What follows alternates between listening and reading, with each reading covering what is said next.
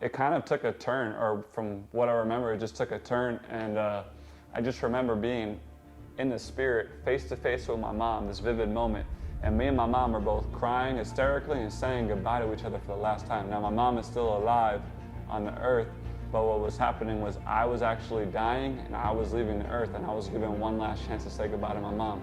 So this is the saddest moment ever. Me and my mom are both crying hysterically, saying goodbye to each other. It's the person that I love the most on the whole earth, right? Imagine seeing her for the last time, right?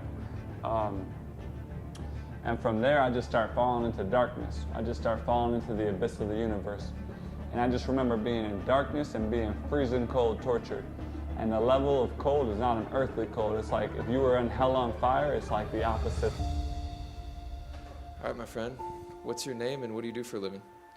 My name is John Horowitz, and for a living, I have a clothing brand called God's Armor, and I do screen printing, and most recently I just got hired to be a caregiver for Nick Vujicic, world-renowned speaker and preacher, and yeah, so God's good, and yeah, that's what I do. That's amazing. Take me back to the beginning. Tell me about your testimony. Yeah, okay. So yeah, man, back to the beginning. Basically, I was born at home underwater, August 27th, 1993 on Fire Island, New York at 4:51 a.m.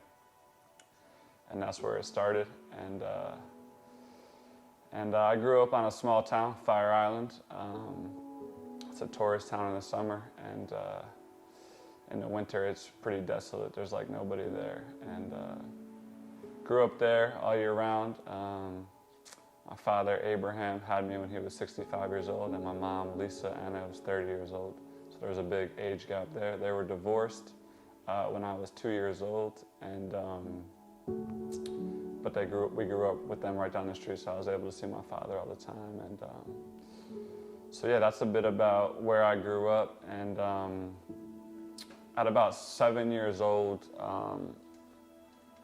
I watched my first basketball game. It was the NBA Finals in 2001. It was Allen Iverson versus Kobe Bryant. And right then and there, my brother became an Allen Iverson fan, and I became a Kobe Bryant fan. So we've always had the sibling rivalry since then. And yeah, so with everything, we competed in everything. So I grew up baseball, basketball, lots of sports in my life. My dad would pitch to us in baseball, and ultimately, my brother was firstborn son, and I always felt the edge to prove to my dad that I was worthy of his love. I wanted to play professional basketball, and to play professional basketball, I needed to have a good senior year, and I wasn't playing much, and I had multiple talks with my coach to try and to see how I could get more minutes, and it just seemed like nothing was working. And I was hurt. You know, I just thought, man, am I just not good enough? Do they not like me? It was still that rejection that I was feeling, that I wasn't worthy. I wasn't getting that love that I thought I was worthy of. So it kept resulting in this cycle in my life with that. So basically there was a game against a rivalry team, and the starters were in, and we were down like 15 points, and the coach put me in, and I went into the game, and I missed one shot, and I got taken out after a minute, and I was just really upset because I thought that I could help the team, but the coach didn't have the belief in me that I guess I had, right? So we were down 30 at the end of the game, and the coach tried to put me in with like 2 minutes left, and I told him that I didn't want to go in the game, and I said I'm good. It was kind of an arrogant thing and not a good team member thing. So basically I told him I'm good, I don't want to go in the game, and he said okay. And so after that we had a talk. He called me into his office, and basically said, you know, what you did was not a good example for the freshmen, and he was right. And at the time, I couldn't hear it though. I was just too concerned about myself and my well-being and how hurt I was. I couldn't see where he was coming from, you know. And he said, John, you won't be coming on the road trip with us to California. You'll be suspended for 3 games. You can work out with the freshmen while we're gone, and you can rejoin the team when we get back. And I said, I'm good. And I said, thank you for everything. And I walked out of the office that day. And basically, that was it. I quit the team with 5 games left my senior year, and I ended that relationship pretty badly. And ultimately ended up in me trying to have all these letters written and stuff to get the coach fired, and just stuff like this, just coming from a deep hurt inside because I was hurt. So I was trying to blame it on others instead of really seeing what was the root cause, or I just couldn't see what the root cause was. So I quit basketball that year and tried to do this whole thing. And basically I went home in May after the season year in Hawaii, and I graduated in December. I took the last couple classes online from home in New York and graduated in December. Got my degree and ended up at home in 2015. And after that, I just didn't know what to do. I started going on corporate job interviews in New York City, you know, trying to use my contacts. Didn't get hired at any of them. Was pretty low in self-confidence and just didn't really know where I fit in. It just wasn't me. And I was trying to do something just because the world was putting that on me. You know, now you need to go get a job. You know, so 2 years of that never worked out. And then I got a jaw surgery in 2017 because my bite never closed in the front of my teeth. And basically I was doing that to try and get better sleep so that I can play professional basketball. So I got jaw surgery in 2017, and after the jaw surgery, we sold our Fire Island house that we grew up in, that my dad left for me and my brother when he passed away in 2014. So we sold that house as a family, and that was after my jaw surgery, and we moved down to Florida, southwest coast of Florida, where my mom grew up, in my grandpa's house. And me and my brother and my mom, we both ended up with, you know, some money from the inheritance, and very comfortable at that time in terms of financial stability. Probably the most comfortable we've been our whole lives. And we moved to Florida, and I found myself in the most depressed, lethargic state of my whole life. I felt like I was getting physically sick, actually. The mental toll and emotional toll was taking so much on me. I felt like I was getting physically sick. I started to just get raw juices and stuff like that, and I was so depressed that I just couldn't even move, really. And I started just debilitating myself from my mind. And I remember my girlfriend at the time, I came down to Florida, and I was trying to do a fast to get healthy, and she came down, and then her sister and her boyfriend had come down, and they were urging me to go to Miami with them and party, and I just didn't want to go. I was in a really bad place, and I just bought this used Mercedes car off of Craigslist because I had money at the time, and they basically forced me to go to Miami at the time, and I went to Miami, and we ended up parking at this place to stop, and I was so not there mentally that instead of backing up out of a parking spot, I went forward over the parking spot thinking that there was no bump there. And when I went forward, the airbags in the car went off, and I was just it was just an all-time low. And you know, that was just God showing me, son, you're way out of alignment. You know, you're way far away from where you're supposed to be. But you know, we keep going in disobedience because until we have enough. I didn't know God at the time. He still knew me. He was still coming after me.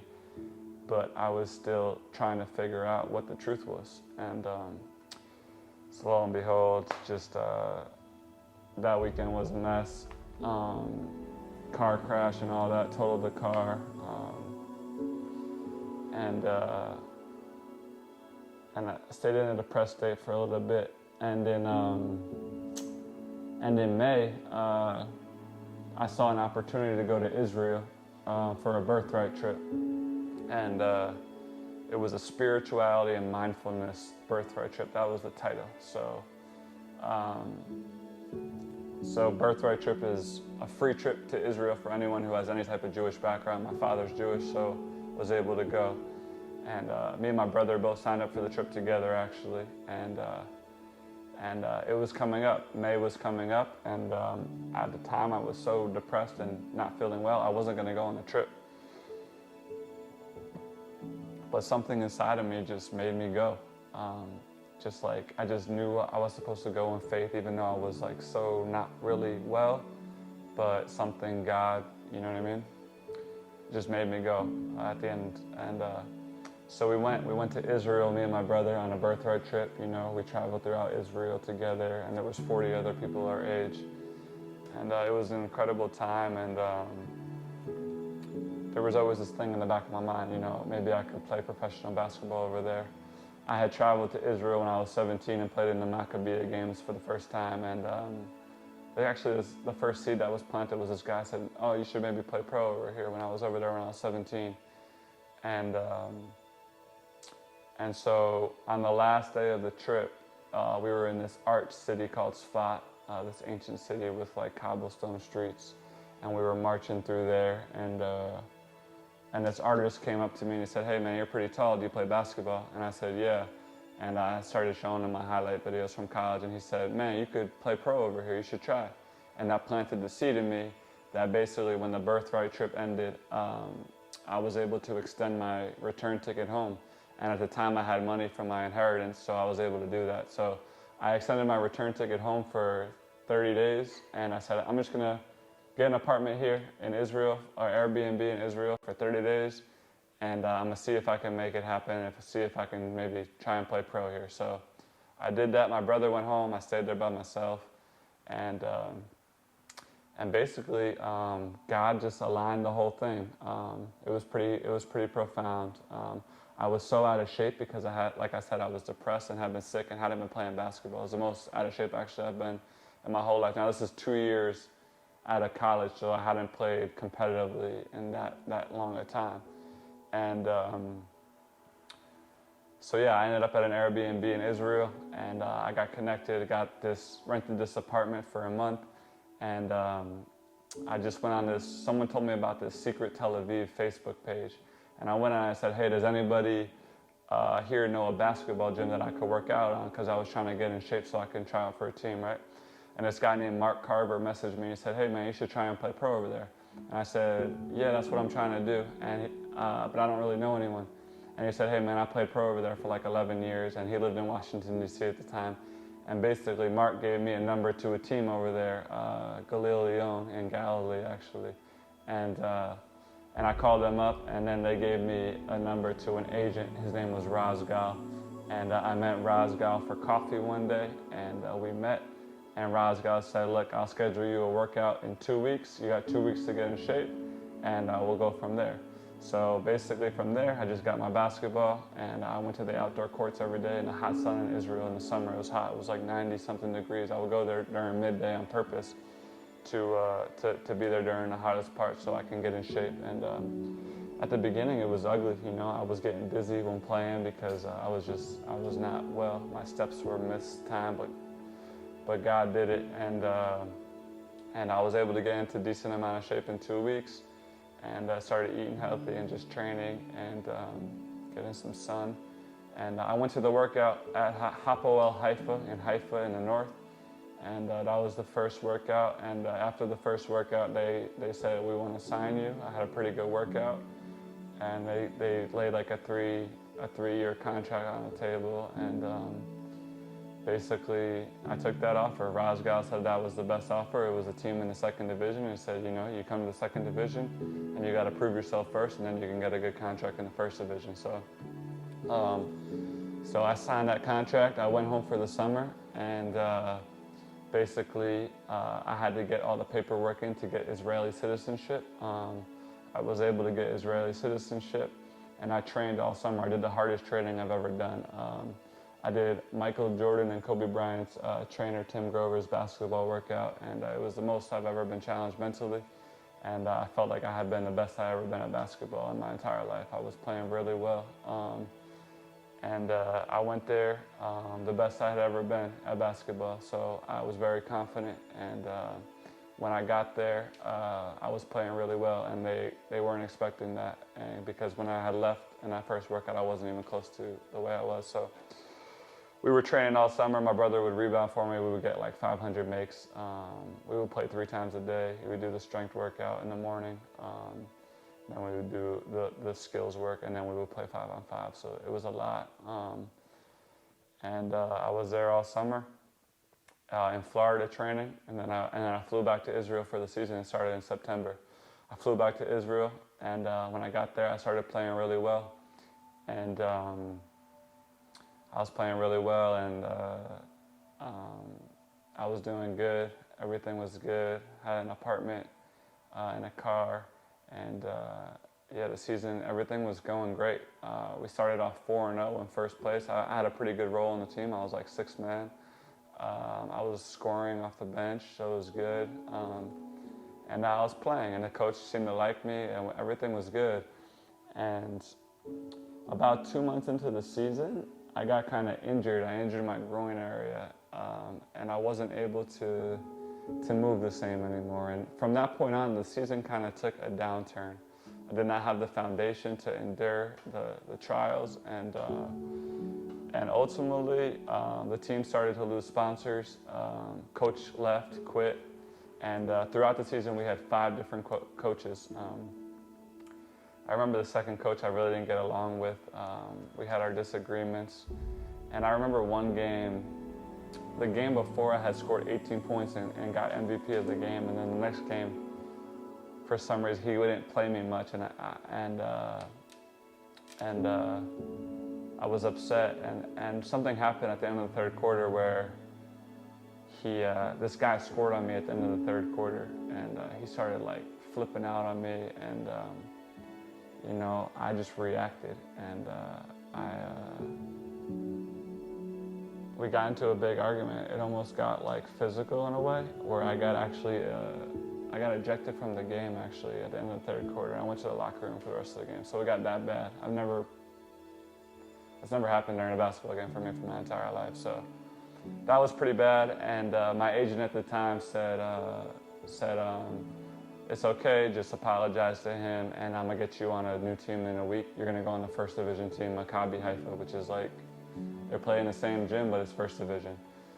So I was like, wow, that's pretty cool. I'm about to move up to the 1st division, right? And then like a week later, it said on Facebook, it said like another satisfied client on my agent's Facebook, and it was my coach, who signed to Maccabi Haifa, and it was like he had the same agent as me, which was Razgal, and he got him the job in Maccabi Haifa instead of me. So it was like so I'm like, man, what's going on, And so we got another coach, and then we had another coach, and they all quit, and we had 5 different coaches. It was crazy. I've never seen that ever in my life in a basketball season. 5 different coaches. Usually you have the same coach for the whole season, and yeah, man, basically the season just started getting bad. I started to get super depressed. I was like, man, I trained all summer. I thought this was it. And again, I'm let down and failed. And I started smoking weed, got into a deep depression, and I stopped caring about it. And I was listening to like just depressing music that wasn't helpful. Just kind of gave up pretty much. And by the 5th coach, there was a practice, and I went up for a dunk attempt in practice, and I got elbowed in the head on the dunk attempt, and the coach didn't call a foul, and I just it was like the last straw for me, and I just kind of looked at the coach and said something to him, like, you didn't call a foul or something like that.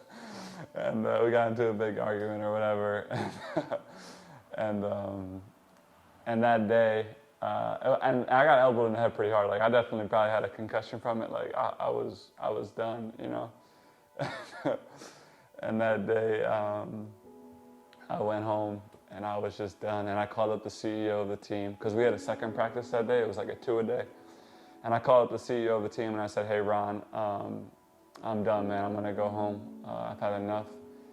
And he just said, I understand. And I packed up my stuff. And that night I went to my friend's house in Tel Aviv, the one who, Shahar, who we became good friends. I stayed at his Airbnb the prior summer. And he let me stay at his Airbnb, and I stayed with him for about a week, and then I needed to go home. But while I was staying at his Airbnb, this is a critical moment in the story, because there was an afternoon where I went and just took a nap.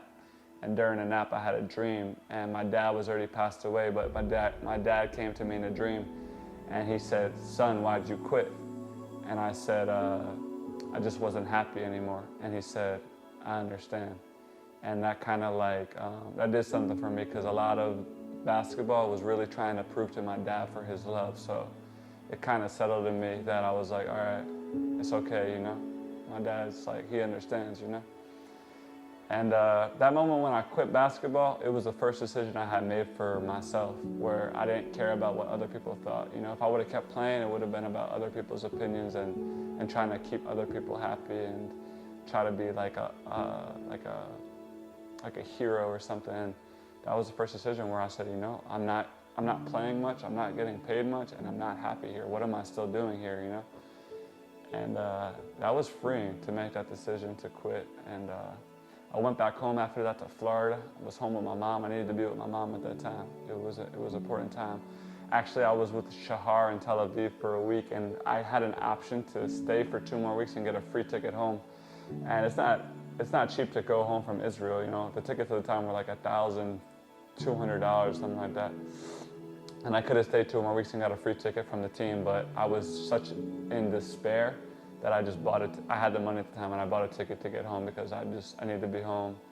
I needed to be with my mom at that time. And I went home, man, and I got home in April, and I was there for about a month, just kind of in like another depressive state, where I was just like, man, what do I do next now? I just quit basketball. I thought that was it. But here I am again, same place, same cycle. A good friend Oliver, me and him started talking, and he said, hey man, I'm out in LA, I'm doing really good. Just was doing good mentally, he was exercising a lot, and he said, hey man, why don't you come out here, you know, come stay with me for a month. I just got an apartment in Santa Monica. So I went out there and went to his apartment. Lo and behold, he got the landlord said he couldn't stay there anymore because his music was too loud. He was a musician, he was an artist, that's why he was out in LA. He had already toured the world with his music, and he was reinventing himself at this stage in his life. So by the way, Oliver was part of that 3-on-3 tournament when I was 10 years old, when I broke my leg, that we won. So we were good friends from way back in the day. Oh yeah, is the mic still good? Yeah. So I came out to LA. I visited Oliver, came to his apartment. He got kicked out of his apartment about 3 days later. We moved into an Airbnb together. We both had money at the time, so we were able to get an Airbnb. We got an Airbnb in Venice on Rose, and we stayed there for about a month. We got bikes, and we were just having such a great time in Venice. We had no responsibilities, no work, so we were just, you know, working out and trying to get over what we were going through. But we still ultimately hadn't come, you know, we were still searching, and, you know, but it was a great time. We had a great time and in LA, and at the end of June, I had to go home back to Florida because my mom had sold my grandfather's house that she grew up in. So she sold that, and I went back home to help her pack up the house, and for the month of July. And then in August, I went to New York, to my hometown, to go play in the basketball tournament that they have every year. It's a big thing. And I played in the basketball tournament. We ended up losing in the championship game. And then after that, I had to make a decision whether I was going to move to New York City and use one of my connections from the basketball tournament and take a corporate job, or move out to LA and just start fresh and kind of move on faith on an adventure. Me and my buddy Oliver were talking about moving together, taking an apartment together, and just doing that. And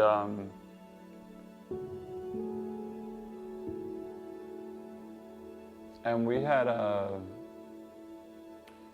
had got some mushrooms, the psychedelic drug mushrooms, a little bit, about 1.5 grams, I think a half eighth.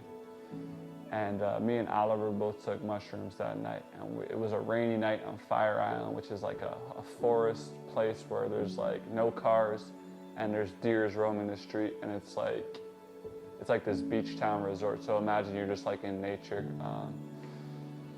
So we took the mushrooms and we started walking, and we ended up at the beach. And that's where it kind of started kicking in. And we started walking back to his house, and I just remember, like, I was talking a lot, and I was telling Oliver, I was like, bro, this is really my home. Like, this is where I grew up. Like, you see these cracks in the street. Like, I know where every single crack is because this is like, this is like my home. So we were having a pretty good time, and then we got back to Oliver's house, and I just felt this deep pain in my heart. It was like a sharp pain. I said, Oliver, my heart really hurts, man. Like it really hurts, and like it was like this deep pain. It was like a sharp pain. It was physical, man, and then all of a sudden I just started breaking down. I just started crying. And like I was going from crying to laughing to crying to laughing. It was like this wild thing, right? Now, I don't condone any of this stuff. I don't think it's good. It opens up the spiritual world, and you shouldn't take any of this stuff. And we'll get to that later. But basically, on the mushrooms, I was able to heal a little bit in a way.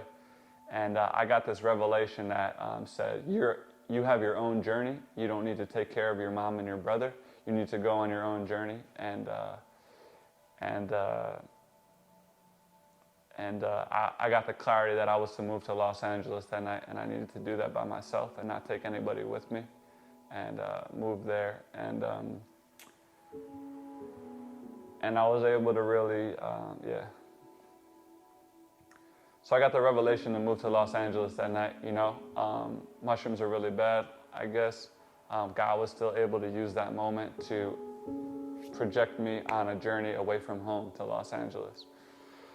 So about middle of September, I moved to Los Angeles. I moved with my friend Oliver, and we were supposed to get an apartment together. And we started to get Airbnbs together, and about the second Airbnb we were at, I met this girl named Imogen from London, and me and Imogen kind of fell for each other a bit, and right away we moved in together, and she came with me, and me and Oliver kind of were having trouble with one another, and we just decided that it was best that we didn't get an apartment together. So Imogen moved in with me. I got a couple more Airbnbs, and then I moved into the apartment that I'm in today. 4 years later, I'm actually moving out today, so just came from there, actually. I'm packing up all my stuff, so here we are. So Imogen moved in with me to the apartment. That was November 1st of 2018. And you know, I thought life was great. I said, wow, this is amazing. You know, I thought this was it. I was like, wow, this girl's so beautiful. This is like, what I've always wanted. It was like, I thought I had reached like the pinnacle, you know. I was a bit comfortable. I was gonna start a business, and I had a decent amount of money laid up. I got an apartment, you know, I got that secured, you know, got the girlfriend, thought this was like a forever thing, you know, gave my heart to it. And basically, by the beginning of January 2019, a couple of days after Christmas, I basically had run out of money at that point. You know, I was paying for 2 people every day, and basically I was getting low on funds. And around that same time, Imogen had left, and she broke up with me, and she left. And it left me in this like another deep state of depression. Now here I am again. You know, I thought I had the answer. I felt good for a moment, but here we are again, back at square one, right? Pain still not dealt with. Here I am, left with nothing in this world, and basically had nothing. Was working at Creation Cafe at that time. Had actually quit that job just because I couldn't function, because my mental state wasn't well enough to actually have a job and function. I was like a manager. I could not function at that job. So I quit that job and took out a bunch of credit cards because I was used to having money, and I started maxing out a bunch of credit cards. and I maxed out a bunch of credit cards, and it started to get pretty bad. And I actually started to get into music at that time. I started to write music because it was helping me deal with the breakup and just my low state of my low depression, right? So I started to write music, sad love songs mostly, just about how I felt and the pain, the deep pain, right? So that day I actually saw my ex-girlfriend on the street on Abbot Kinney Street in Venice because she had worked there too, and I said, hey, do you want to come to this open mic with me? And she said, no, I'm good. So anyway, I wasn't going to go to the open mic. I didn't really want to go, but basically something, oh man, Ralph is asleep. something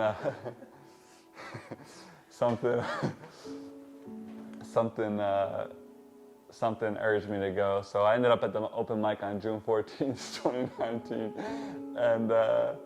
And basically, man, that was the first day that God had really started to call me.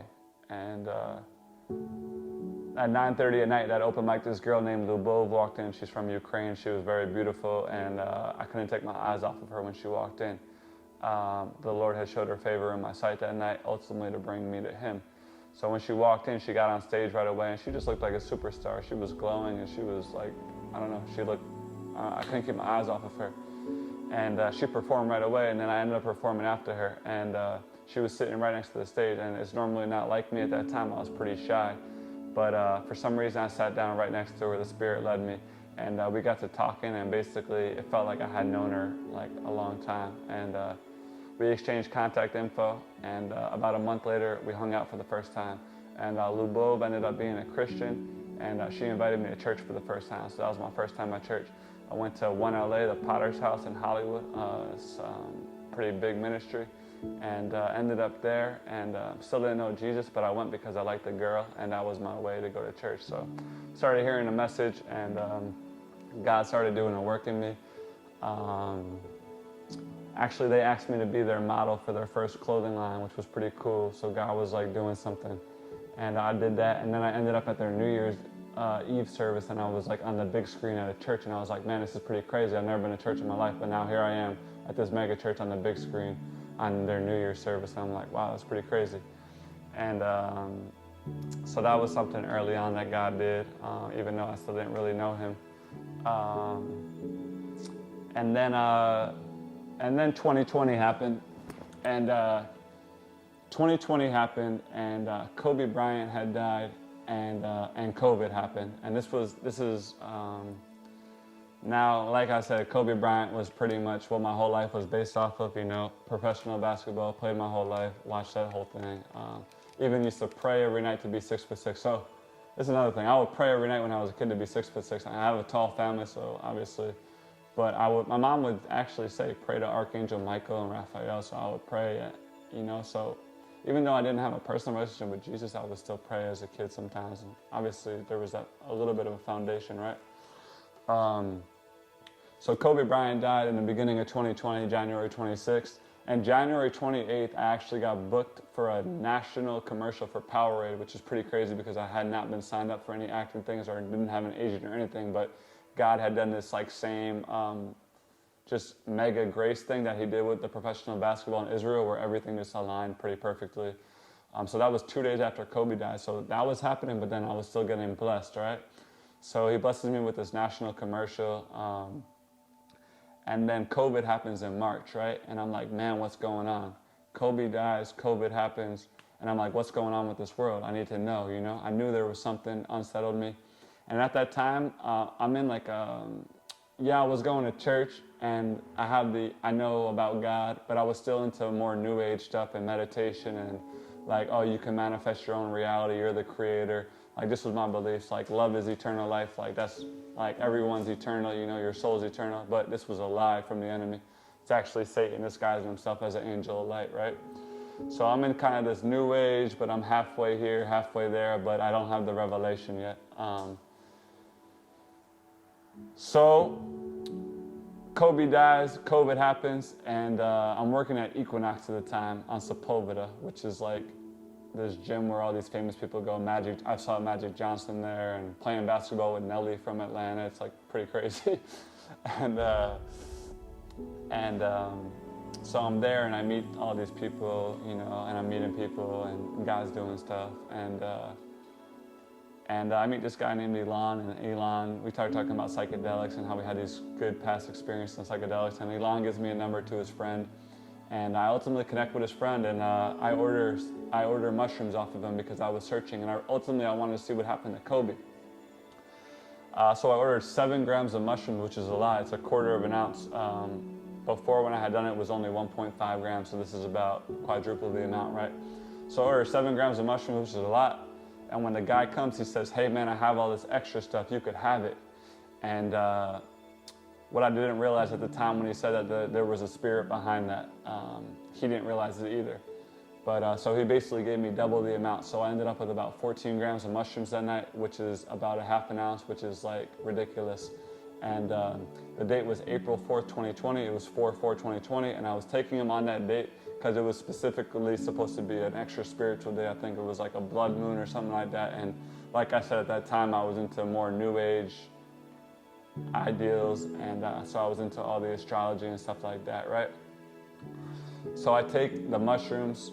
It's 11 p.m. at night. It's 4/4/2020, and I told my girlfriend, pray that Jesus would be with me tonight. And I didn't tell her what I was doing because I didn't want her to bother me.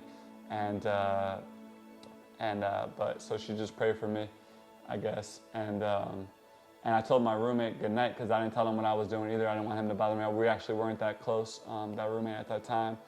But so I just went into my room at 11 p.m. at night. I made a tea and I took the mushrooms, and I got a coconut water to stay hydrated, and I had the candles lit and the music going, trying to get into it. So I'm in my room, the lights are pretty dim, you know, warm lights, and I'm just getting into it. And I'm just sitting on the back of my bed like this, right? And the wall's there, and I'm just sitting, resting on the back of my bed, kind of just sitting, you know, getting comfortable. And all of a sudden I start to feel it, you know, I start feeling pretty good. I start feeling the love. I start seeing on the wall like a bunch of like random shapes and colors, like normal stuff you see on mushrooms. And it's like Alec Gray Cosm type art, stuff like that. And I'm just sitting on the back of my wall, right? And it's weird, like at a certain point, I actually like, my body was like light, and I was able to put my hand through like physical objects. Like I was able to put it through my phone. It was crazy. And I was writing on the paper, and it didn't feel like I was writing. It was like the spirit was writing or something. I was like, wow, this is... So, but basically at a certain point, I got kind of tired and I rested my head back at the wall, right? And when I rested my head back at the wall, that was the last time I remember being in my room. And then from there, I was taken deep into the spirit realm. And in the spirit realm, I had all the knowledge and wisdom to the whole earth. I spoke every single language, I played every single instrument, and I was freestyle rapping like 200 miles per hour, and everything rhymed and everything made sense. That's how fast my mind was working, right? So here I am in the spirit. I have all the knowledge and wisdom to the whole earth. I pretty much know everything. My mind knows everything. I'm flying through the spirit. I'm having the time of my life. I'm like, this is what I always wanted. And I'm like, wow, I always knew there was something more, right? And then I could be anywhere in my life at any point in my life right then and there, right? Because in the spirit realm, there's no time or space, so you're just right there. So I was with an ex-girlfriend or whoever I wanted to be with face to face, and it was like this real, like we're just here, right? And I keep hearing this voice in the back of my head that says, you can't unsee what you've seen. You can't unsee what you've seen. It was like this weird demonic voice, right? Now that I know, at the time I didn't really know. But I'm having the time of my life. I'm flying through the spirit. I know everything. I'm like, this is so cool. I always knew there was something more.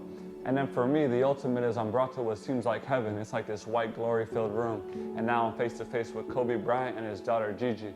And when I get there, Kobe gives me a big hug and he welcomes me like I'm family, right? And because we never knew each other here on earth, but he knew me in the spirit because my whole life was dedicated after him, so there was a soul tie in the spirit. So when I got there, it was almost like I was Kobe's son in a way, and I was there with him and his daughter, and we were just having the best time ever playing basketball in what seemed like heaven. And man, it's the most love I ever felt, like, besides now, but it's the most love I ever felt at that time, and just having the best time ever, man. Like, wow, this is amazing. So then from being with Kobe Bryant, for some reason, I don't know how this happened, but basically in the spirit, I then became Kobe Bryant. So now I was Kobe Bryant. So now everything I had ever wanted as a kid had come true, right? Now I literally had everything I could have in terms of earthly success. So now I'm Kobe Bryant, and it's like, man, I'm just having the best time ever, man. I'm flying through the spirit, I know everything. And from reaching that pinnacle of being Kobe Bryant, it kind of took a turn, or from what I remember, it just took a turn. And I just remember being in the spirit, face to face with my mom, this vivid moment.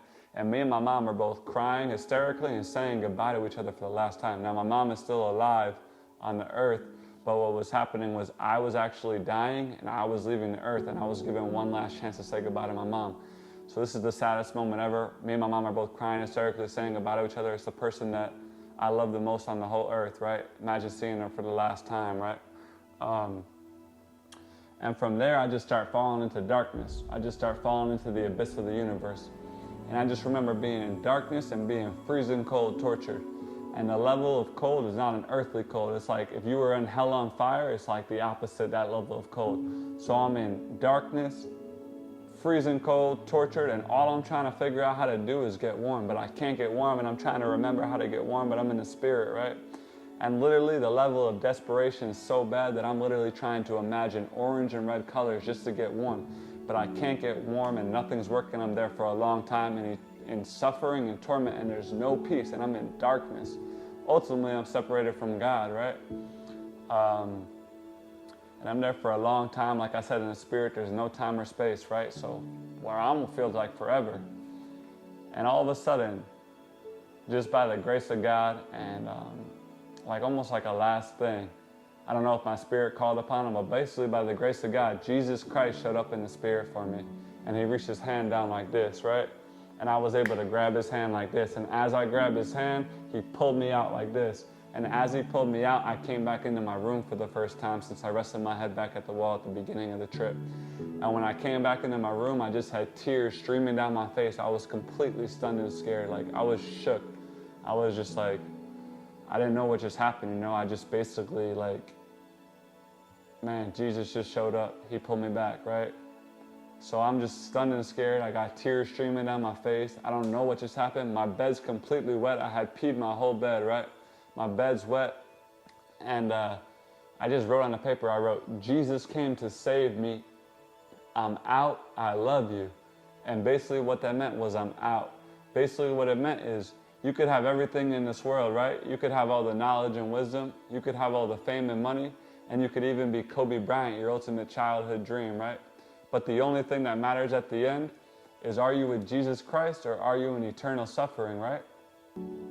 And ultimately that night I was separated from God. I was in darkness, freezing cold, and in eternal suffering. But by the grace of God and the love of Jesus, he showed me the ultimate love, grace, and mercy to pull me back and say, that's my son, you're not taking him. And that night nobody else came for me, you know? No human on this earth came for me, no angel came for me, and no false God came for me, no Buddha, no Krishna, no Allah. But the only one that came for me was Jesus, the faithful one. He was the only one that was able to access me in the depths of Sheol, the omnipresent, omnipotent God that can access you wherever you are at any time, because that's who he is. You know, everything was created through him and for him, and not one thing was created that has been created through him. So he came for me that night. He saved my life that night. I actually overdosed and died. He saved my physical life and spiritual life. I would have been in eternal suffering forever, in torment with no rest. But now he's brought me back. And after that, I started to get into the scriptures. And it says stuff like that actually in the scriptures. It says he reaches his righteous right hand down to save. You know, it says his arm's not too short to save. And I'm just like, wow, this is incredible. Like, this is exactly what he did to me. And he literally saying stuff like this in the scriptures as I'm getting to him, like, this is the truth. And basically, I started to get into the Word and started to learn more about Jesus. I got into a ministry school. I started to learn about the joy of the Lord and the love of God. And ultimately, I got baptized on October 31st, 2020, which is about 6 months after the supernatural encounter with Jesus on 4/4/2020. And I gave my life to the Lord on October 31st, 2020, and got baptized. And ever since then, it's been an amazing journey. He's been healing me. He's been healing my heart.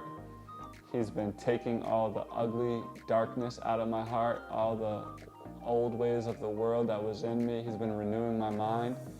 And ultimately, he's given me peace in my heart and love and joy and a sound mind, you know? Without him, I was so lost and desperate and searching the world for things that ultimately just kept leaving me in this cycle of, you know, it's not this. And by the grace of God, Jesus showed up for me, you know? He knew how much pain I was in. He was with me the whole time through all those moments. And he just had his ordained time. And so we saved my life that night, and he's really the true one, you know? There's no one else. There's no one else you can be saved by. You can't save yourself. No one in this world could save you. But only Jesus Christ, the Son of God. And by believing in him, you can become a son of God and have life in you. And so yeah, I've been on this crazy journey with Jesus.